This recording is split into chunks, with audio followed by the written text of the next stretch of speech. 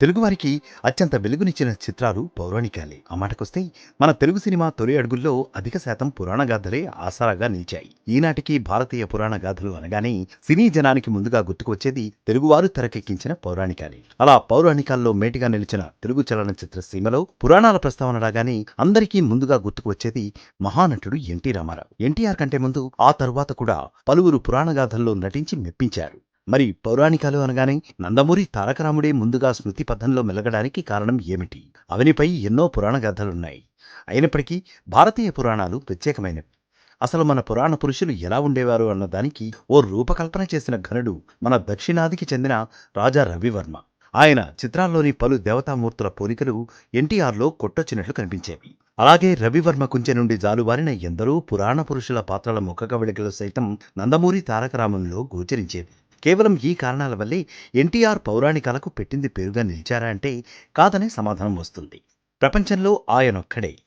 ప్రపంచంలో అత్యధిక పురాణ గాథల్లో నటించిన నటుడిగా ఎన్టీఆర్ చరిత్ర సృష్టించారు. మరే దేశంలోనూ ఆయా దేశ పురాణ గాథల్లో ఏ నటుడు కూడా అన్ని సినిమాల్లో నటించిన దాఖలాలంటూ లేదు. అలా నందమూరి తన అభినయంతో పురాణ గాథల్లో ఓ ప్రత్యేకతను చాటుకున్నారు. భారతీయులకు అత్యంత పూజనీయులైన శ్రీరామ, శ్రీకృష్ణ, శ్రీనివాసుడు, పరమశివుడు, సత్యనారాయణ స్వామి పాత్రల్లో ఎన్టీఆర్ అలరించిన తీరుగా మరెవ్వరూ రాణించలేదు. ఆయన కంటే ముందు ఆ పాత్రలు పోషించి రక్తి కట్టించినప్పటికీ ఎన్టీఆర్ సదరు పాత్రలను ధరించిన తరువాత మరెవ్వరినీ జనం శ్రీరామ శ్రీకృష్ణ పాత్రల్లో ఊహించుకోలేకపోయారంటే నమ్మండి.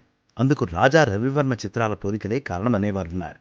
కేవలం ఆహార్యం అబ్బితే సరిపోదు, అందుకు తగ్గ వాచకం, ఆంగికం, సాత్వికంలోనూ నందమూరి నభూతో నభవిష్యతి అనిపించారు. ముఖ్యంగా ఒకే పౌరాణిక పాత్రను దాదాపు 25 సార్లు తెరపై ఆవిష్కరించిన ఘనత కూడా ఎన్టీఆర్కే దక్కింది. ఆ పాత్ర శ్రీకృష్ణుడిది అని వేరే చెప్పనక్కర్లేదు. ఇక శ్రీరాముడు అంటే ఇలాగే ఉంటాడని లవకుశ చూసిన ప్రతి ఒక్కరూ స్థిర నిర్ణయం ఏర్పరచుకోవాల్సిందే.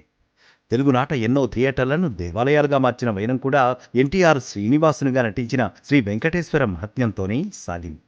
ఇలా మనం పవిత్ర మూర్తులుగా భావించి ఆరాధించే పురాణ పురుషుల పాత్రల్లో నందమూరి నటనా వైభవం గురించి తెలుగువారికి ప్రత్యేకించి చెప్పనక్కర్లేదు.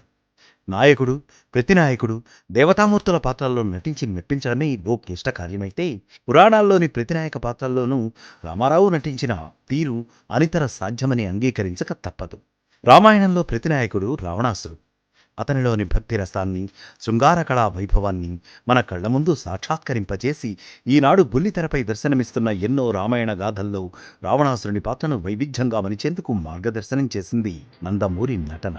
ఇక భారతం విషయానికి వస్తే ఇక్కడా ప్రతినాయకుడు దుర్యోధనుని పాత్రను అనితర సాధ్యంగా అభినయించారు రామారావు. అంతకుముందు కొందరు సుయోధన పాత్రను పోషించి ఆ తరువాత రారాజు కథతో ఓ చిత్రాన్నే తెరకెక్కించాలని తపించారు.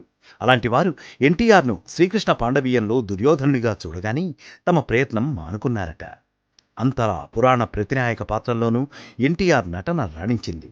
ఇక ఒకే పౌరాణిక చిత్రంలో నాయక ప్రతినాయక పాత్రలు పోషించడం కూడా ఎన్టీఆర్కే సాధ్యమైంది. శ్రీకృష్ణ సత్య, శ్రీరామ పట్టాభిషేకం చిత్రాల్లో శ్రీరామ, రావణ బ్రహ్మ పాత్రలు ధరించారాయన. అలాగే శ్రీకృష్ణ పాండవీయం, దానవీర సూరకర్ణ, శ్రీమద్ విరాట పర్వము చిత్రాల్లో నాయకుడైన శ్రీకృష్ణునిగా మురిపించడమే కాదు, ప్రతినాయకుడైన సుయోధనునిగాను మెప్పించారు ఎన్టీఆర్. ఇక సతీ సులోచనలో అయితే ఇంద్రజిత్గా నాయక ప్రతినాయక లక్షణాలను ఒకే పాత్రలో అభినయించి అబ్బురపరిచారు. నర్తనశాలలో అరివీర భయంకరుడైన అర్జునునిగాను, ఆడవారికి నాట్యం నేర్పే బృహన్నలగాను నందమూరి చూపిన విలక్షణ అభినయం అనితర సాధ్యం. ఆ తీరును పౌరాణికాలలో బహుపాత్రలు పోషించి నవరసాలను నటనలో కురిపించిన మరో నటుడు భూతద్దం వేసి చూసినా భూగోళంలో మరొకరంటూ కానరానే రారు. అందుకే నందమూరి ఆనందమూరించిన తారక జనం మదిలో నిలిచిపోయారు. తరాలు మారుతున్నా ఆయన అభినయ వైభవం ప్రపంచం నలు చెరుగులా ఉన్న తెలుగువారికి నిత్యానందం పంచుతూనే ఉంది.